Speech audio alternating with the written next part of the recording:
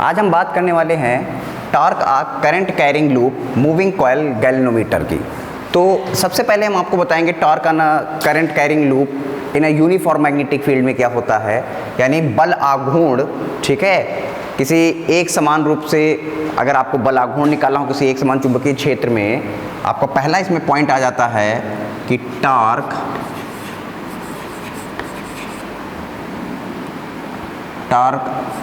on a current carrying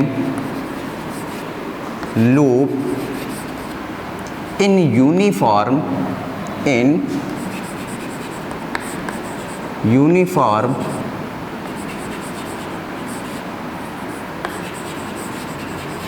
magnetic field, यानी एक समान torque on a current carrying loop in a uniform magnetic field. इसका मतलब हो गया कि एक समान बाह्य वैद्युत क्षेत्र में, एक्सटर्नल भी लिख देते, एक समान वैद्युत चुंबकीय क्षेत्र में, ठीक है, किसी लूप पर लगने वाला बल आघूर्ण, किसी लूप पर लगने वाला बल आघूर्ण। मान लीजिए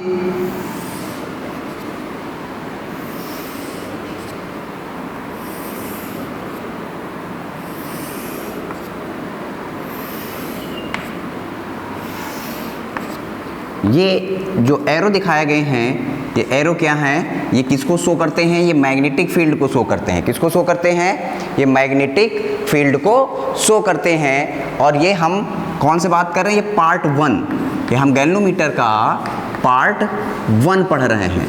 ठीक है, मूविंग कॉइल गैल्वेनोमीटर का पार्ट 1 पढ़ रहे हैं। ये यूनिफॉर्म मैग्नेटिक फील्ड है, यानी एक समान चुंबकीय क्षेत्र है। इस चुंबकीय क्षेत्र में एक रेक्टेंगुलर यानी आयताकार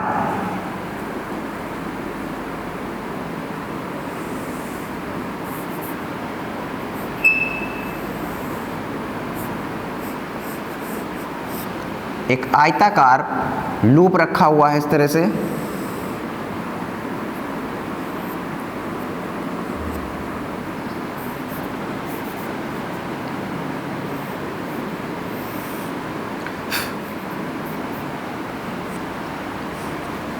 ये आपका P Q R S, इस P Q R S में I करंट इस तरह से फ्लो हो रही है, इसमें I करंट है। अब ये एक समान यूनिफॉर्म मैग्नेटिक फील्ड में रखा हुआ है, ये रेक्टेंगुलर है। इसको मूव कराने के लिए ये इसकी एक्सिस, इसको रोटेट कराएगा इस तरह से, ये F3 F4 हो जाएगा इधर। ठीक, अब इसे क्या कराना? इसे रोटेट कराना। टॉर्क किसे कहते हैं? किसी पिंड को उसके अक्ष के परितः घुमाने की प्रवृत्ति को बल आघूर्ण कहते हैं। इसको इसकी एक्सिस के अलॉन्ग इस तरह से घुमाना। तो ये F3 F4, ये जो मेरी फिंगर्स देख रहे हैं, ये F3 F4 का काम करेंगे इस तरह से। ये इसको इधर रोटेट कराना है। अब इसके अपोजिट एंड इक्वल साइड में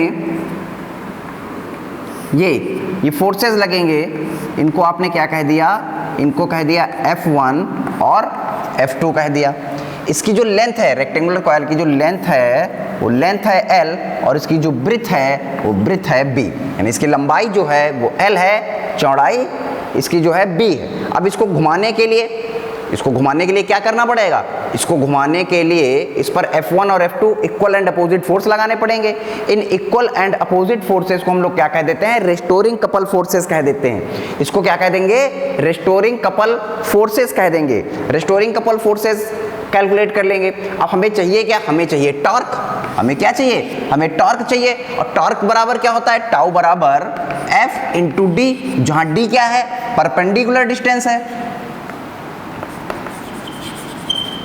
परपेंडिकुलर डिस्टेंस चाहिए। अब इस पर हम परपेंडिकुलर डिस्टेंस कैसे निकालें? तो एक थोड़ा सा डायग्राम आपको और दिखाते हैं। ठीक है, इसको समझ लेते हैं क्या होता है।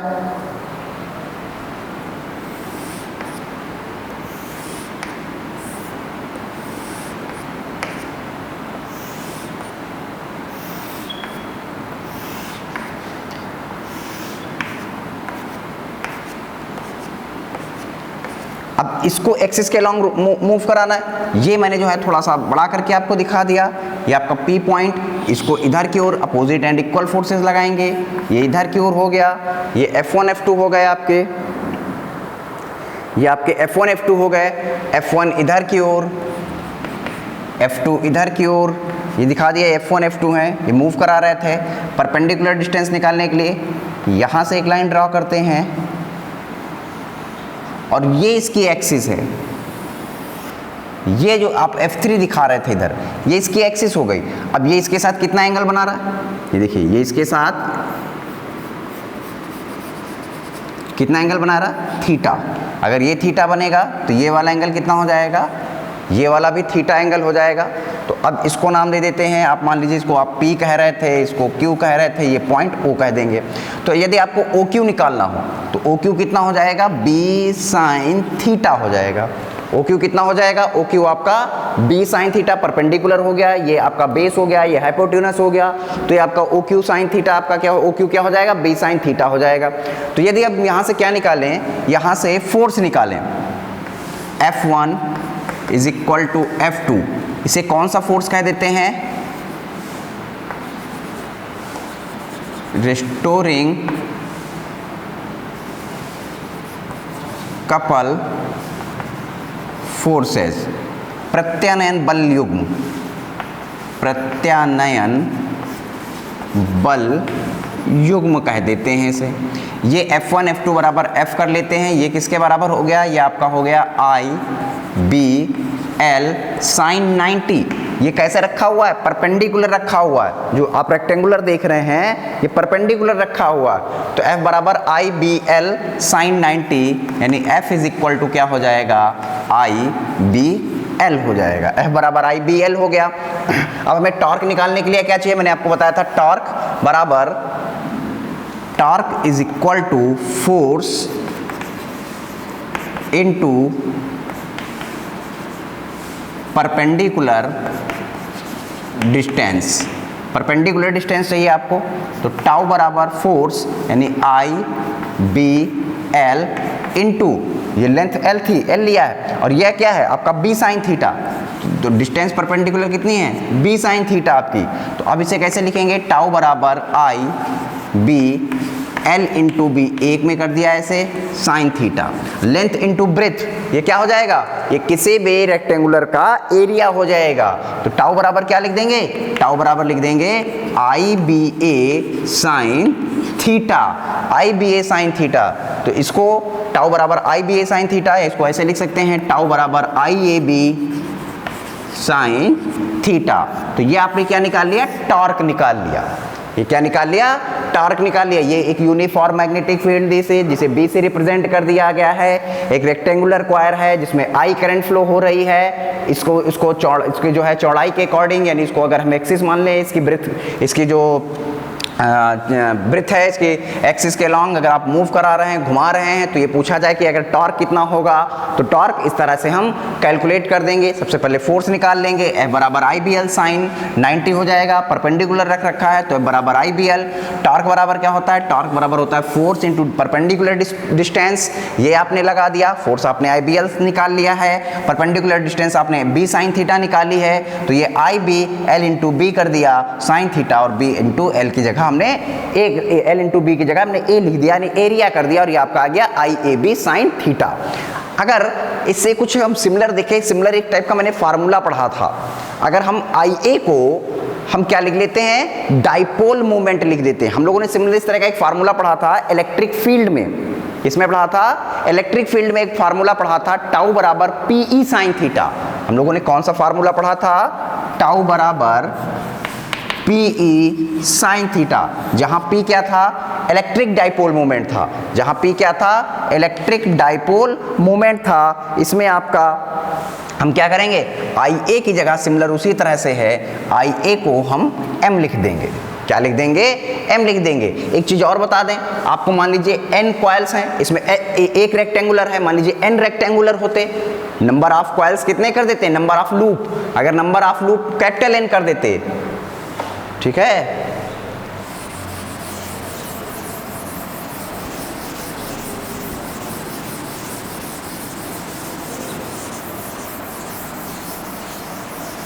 अब मान लीजिए number of loop, if number of loop is capital N, तब क्या हो जाएगा देन, तब टाउ बराबर क्या हो जाएगा, N I A B sine theta. जैसे बताया था हम लोग टाउ बराबर P साइन थीटा पढ़ा था, तो यहाँ पर हम क्या लिखेंगे, वो इलेक्ट्रिक डाइपोल मोमेंट था और इसे क्या लिख देंगे, इसे M लिख देंगे। टाउ बराबर इसे लिख देंगे MB sine theta, where M is equal to